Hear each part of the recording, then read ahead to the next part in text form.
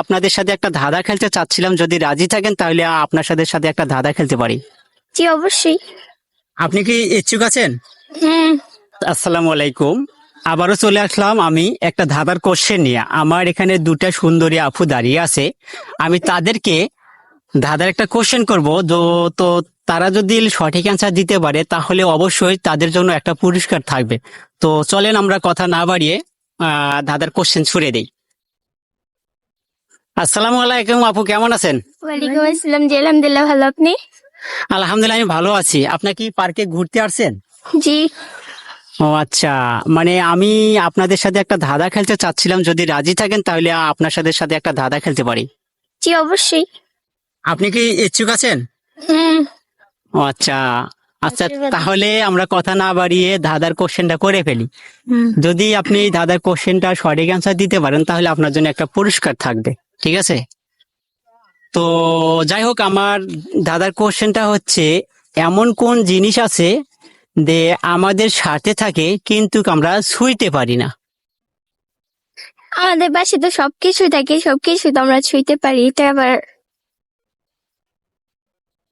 আচ্ছা একটা ক্লু দেন। না, এত সকালে তো কুলে যে তাইলে কি হবে? আপনি একটু ভাবেন আসলে। আমি কোশ্চেনটা আবারও করতেছি, আগে ভালো করে বোঝেন, তারপরে অ্যান্সারটা দিয়েন। আমার কোশ্চেনটা হচ্ছে যে, এমন কোন জিনিস আছে যে আমাদের সাথে থাকে কিন্তু আমরা ছুঁইতে পারি না? এমন কোন জিনিস আছে যেটা আমাদের সাথে থাকে কিন্তু আমরা ছুঁইতে পারি না?